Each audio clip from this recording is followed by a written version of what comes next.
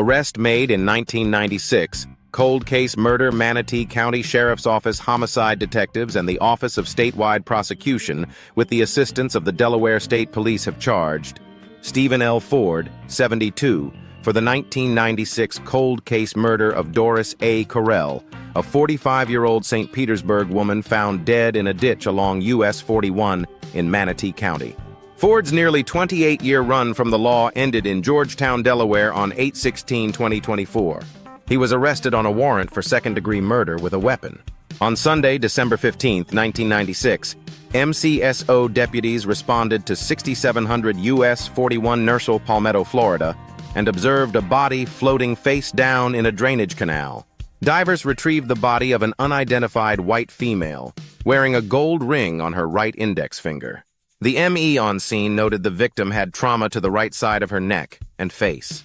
The District 12 medical examiner performed an autopsy the next day, 12/16/96, finding the female victim had been stabbed 83 times throughout her body. The report also noted no water in her lungs and no evidence of sexual assault. MCSO homicide detectives were unaware that the St. Pete Police Department had been looking for Doris Correll, who lived with her boyfriend Stephen Ford in a duplex on 92nd Avenue, Nen, St. Petersburg. Her daughter, who lived in Maryland, reported her missing on December 11th after Stephen called her to ask if she'd seen her mother. He claimed she left in her car to go shopping after they argued. On December 18th, St. Pete detectives located Doris's red Mazda RX-7 at the Pinellas Square Mall, but there was no evidence that a struggle or attack took place inside the car. It's believed Ford parked it there and wiped it down. Detectives also learned Ford rented a storage unit a day after Doris went missing, relocating her jewelry, clothing, and photos because he didn't want Doris's daughter to have it. A few days later, detectives returned to Ford's duplex and noticed what smelled like decomposition inside his residence. Stains were discovered on the bedding and mattress that were not present during an earlier search. Detectives also located a suicide note from Ford addressed to his two sons, describing how he wanted to be with Doris if she was dead.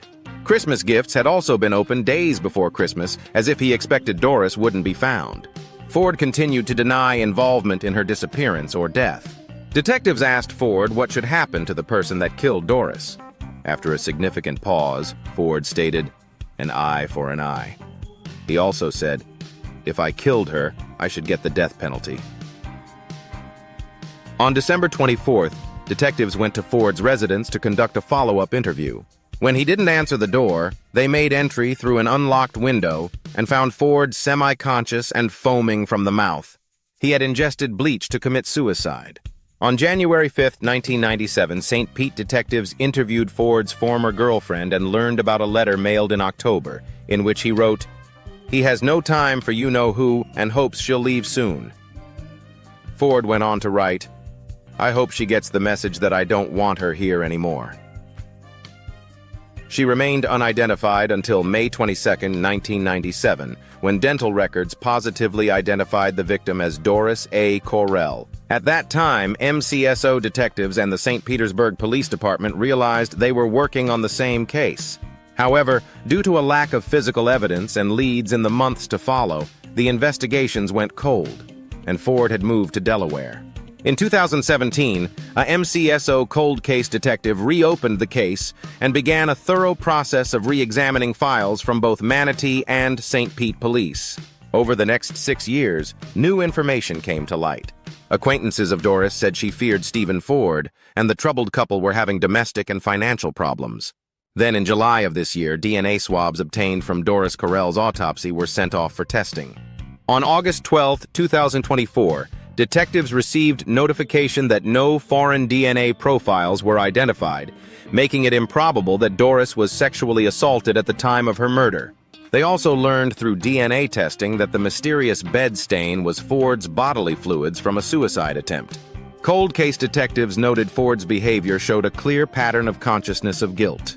The evidence obtained in this investigation, including Ford's deliberate actions and statements to mislead law enforcement and ultimately his attempts to commit suicide, provide in their totality probable cause to believe that Stephen Ford murdered Doris Correll and disposed of her body in Manatee County, just minutes south of Pinellas County. On August 16, 2024, with the help of the Delaware State Police, Ford was taken into custody during a traffic stop near his home in Georgetown, Delaware.